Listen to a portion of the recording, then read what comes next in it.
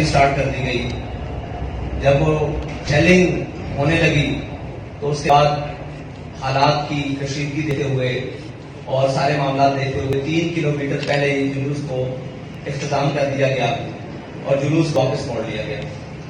وہ حدود جہاں دفعہ 144 لگی ہوئی تھی، وہ حدود جہاں انتظامیہ کہہ رہی تھی کہ یہاں نہیں آنا، اس حدود سے تقریباً 2.5 کلومیٹر پہلے ہماری حدود ابھی آدھا کلومیٹر پہلے تک تھی جہاں ہم جا سکتے تھے، لیکن ہم نے اس سے پہلے ابھی ختم کر دی. لیکن بلا اشتعال شیلنگ کا سلسلہ جاری رہا اور اس کے بعد جلوس کو واپسی کی طرف موڑ دیا گیا. جب جلوس واپسی کی طرف موڑا، اس کے اوپر پیچھے سے کارکنان کے اوپر، پورے جلوس کے اوپر